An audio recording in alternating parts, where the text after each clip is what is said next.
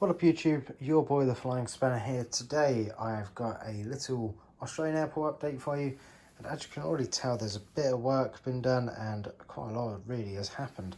So as you can tell we've progressed quite a bit from the last video. So the last Australian video I did was the all that was done was the runway, so that's now fully complete. But now we have lines. So all the markings are done, and I just want to get your guys' opinion on this. So I looked at images of Mackay Airport in Australia, which is pretty much the airport that I'm not basing it off of, but it's kind of the sister airport as such.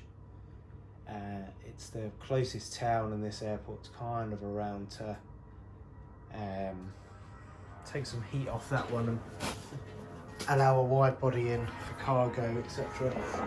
And then departing again, there goes a Jet 2 321 or a 75. I didn't get enough of the goods. I'm going to say a 75 on the sound of it. So Mackay has these little red dashes around each of the stand. So what I'm gathering from these dashes is that's the wingspan of each of the aircraft that go onto those stands. It's kind of like a signal to the ground crew to keep it clear, kind of thing, yada yada yada. So that's what I've done here. So we have, on this one, we have got this is the wide body stand here. So we have this line here and this line here are the wide bodies, along with this sweeping line here, because that's the wingspan for when it's taxiing around. So with that said,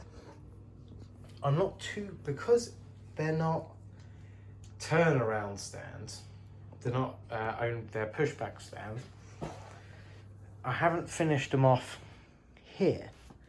So if you can see around here, this would kind of be the whole outline of the gate. And I'm not too sure, and this is where I want your opinion. Should I finish off each of the stands and put basically a red outline where the gate is? Kind of like with a UK airport, you have these two lines there. The two white lines either side are the clearways, so don't go past them, you'll infringe stand then, etc, etc. Should I do that with the Oz airport, or should I leave it like this? I like having the red there because it makes it look a lot nicer. Why don't itch yourself on the terminal? It's not that strong. So apart from that, we've got this white line, which is the ATC boundary. So it dictates, so all of this area, for example, is the ramp. This area here is the taxiway. And then we've just got our generic road around the airport. It's a small airport, it's only a small road. So baggage out and baggage in. And then in between here, we're gonna have the walkway. There's no progress on the terminal yet. That's purely because the balsa wood, I've basically got balsa wood squares at the moment, which are useful, but when I'm doing a bigger terminal, it's easier just to do one whole strip at a time. So I've ordered big sheets of balsa wood, which will hopefully come next Thursday or Friday, I believe it is. So as soon as they come, I'll start working on the terminal. I'm still not too sure on how I'm going to set it out. I do know it will be 2-story, but it's not going to be all the way 2-story. I want it to look quite different. Keep it relatively simple and small, so it's going to be like the size of that one. It's still going to be relatively small, but a yet simple and elegant design. And as said previously, all of this area is road. This area here is car park, for example. I still haven't decided what I'm going to do there. I've got some water texture. I think it's laying down. There it is. I think this looks awesome. It's like I've wrapped it in cling film to keep it clean. There's like a textured film, textured plastic that looks like waves. I think that's really cool. That'll come to use at some point, and I have got my grass mat here. So probably as soon as I finish the video, I'll start on next week's episode, which should hopefully have grass. And just if you're wondering why I've got this board spread over on top of the other one, is furlough's really taken it out of me. I'm getting really bored. And my brother said, "Oh, do you know what your airport needs? It needs bigger size." So precisely what I'm thinking of. I can't expand on the current boards. So I think I've said this previously in another update, is if I ever want to expand, I can use these 6mm thick boards, which are really useful and really good, and they're not flimsy really, like they are when you start putting weight on them. But apart from that, they stay dead straight and they're not flopping about, which is excellent. So there is this debate going on of whether or not to expand this airport, which would mean I'd have 2 longer versions of these, because it works out cheaper. Otherwise, to use these size boards, I need 3 of them. It's like a £2 difference. I'm still not too sure how I'm going to work it, but they will end up exactly the same size. It just means there'd be longer solo boards as such, which is probably better. So that's the debate going on in my head. Do I need it? Probably no. Would it be awesome? Hell yeah. And do I have the space for it? Surprisingly, yes, because the second I go down to these 6mm boards is the second I can actually get more boards into there. Because at the moment,